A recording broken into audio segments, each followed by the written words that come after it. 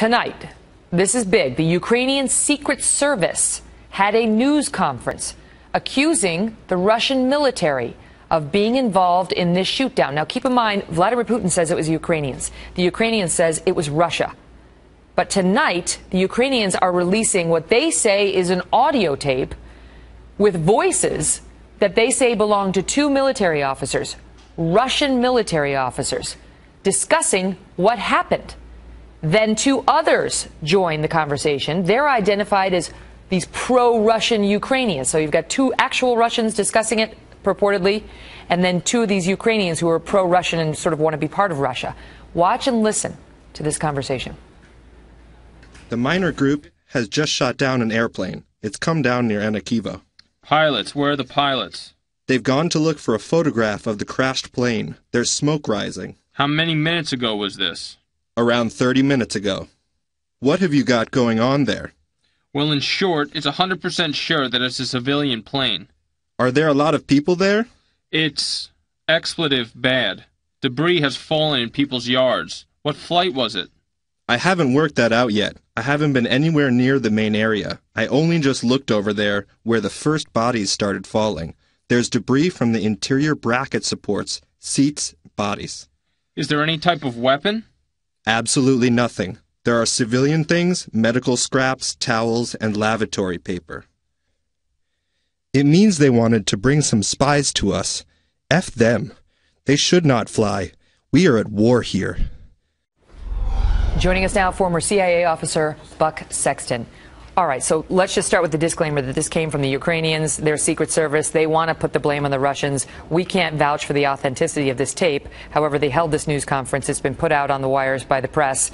And the question tonight is, if this is real, what does it show us? It almost certainly is real, Megan. It squares with everything we know so far about this shoot-down. It was obvious that it was a missile shoot-down early this morning. And U.S. Intel has confirmed that. U.S. Intel has confirmed that, but it was obvious just based upon the trajectory of the flight path. If you thought that this was coincidence, I don't think anybody did, that this was the one area where this plane would miraculously disappear for a period of time. It clearly was shot down. The question now is how bloody. Russia's fingerprints are all over this. The question is how bloody are the fingerprints? But let me just say, because we were on air for our actual hour, 9 p.m. earlier, and we spent a lot of time discussing, well, Russia may have responsibility, direct or indirect, but if it's direct, it's a much bigger deal. We have a Democratic Senator Carl Levin, head of the Senate Intel Committee, saying this is an act of war, potentially. And does this tape potentially show us that Russia was directly involved in this? Russia has been much more directly involved in the fighting in eastern Ukraine than it's been able to say, stretching back for months. When we're talking about the possibility of GRU officers, which is Russian military intelligence. Okay, and that's who's supposedly on this tape, Russian GRU officers. Go ahead. Yeah, these are Russian intel officers who are on the ground there, who are helping the partisans, the anti-Kiev fighters, the anti-Ukrainian fighters, separatists, whatever you want to call them. They're really Russian partisans. They're paramilitaries,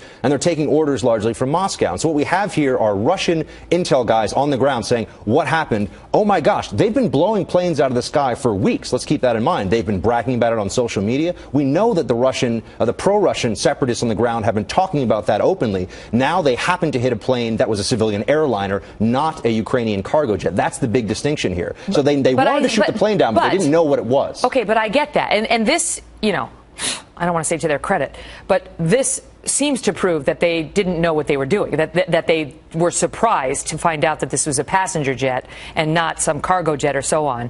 And they said they sound confused as to what it was doing in Ukrainian airspace. However, to me, as a lawyer, the most interesting piece is, does it tie the Russians directly here? The Russians are saying, it wasn't us. We had nothing to do with it. This is all the Ukraine. Well, this is, for one thing, Russian military equipment. Now, they can say they stole it from the Ukrainian government, but that seems much less... separate. That's separate. And I apologize for keeping me on this point, but I'm just trying to understand. It seems to me that they are suggesting that what we're hearing on here is a Russian GRU officer finding out about the shootdown. Now, they're Russian GRU officers who are embedded with the Ukrainian fighters in eastern Ukraine, with the separatist fighters. There are already Russian intelligence agents on the ground. This may have been a GRU officer in that part of Ukraine speaking to another GRU officer to say, we have a really big problem here, by the way. That's what it seems to have been. So you don't see this as proof positive Russia was connected with it, ordered it to happen. We still have the indirect evidence, of course, that we've discussed, but you don't see this tape as proof, if it's real, that the Russians orchestrated this, knew about it, and were in on it. Well, it's very important to make this distinction. They wanted to shoot this down. Russian intel officers on the ground are helping these Ukrainian separatists shoot planes out of the sky. They saw a plane that they thought was a Ukrainian cargo jet, most likely. They shot it out of the sky, and then they realized when there were charred, dead civilian bodies all over the place,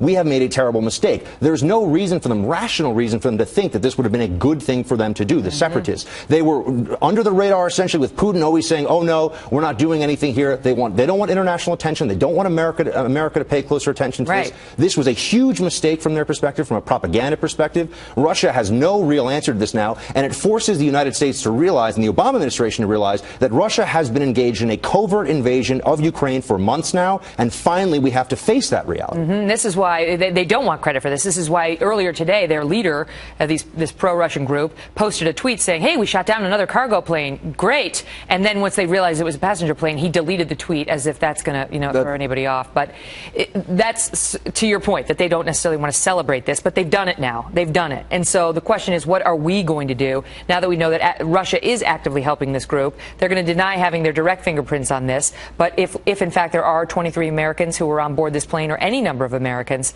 our interests are very high here. The Obama administration has already this week been trying to ratchet up sanctions. Those sanctions have done essentially nothing at this point in time. There may be a redoubling of effort to try to put more military assets into NATO countries, to at least have a show of force in the region. We may actually decide to, in a robust fashion, support the Ukrainians in their fight. Militarily? Militarily. But this is a Ukrainian fight, and if there's going to be military action that goes after the guys that did this, it's going to come from the government of Ukraine, not from the United States.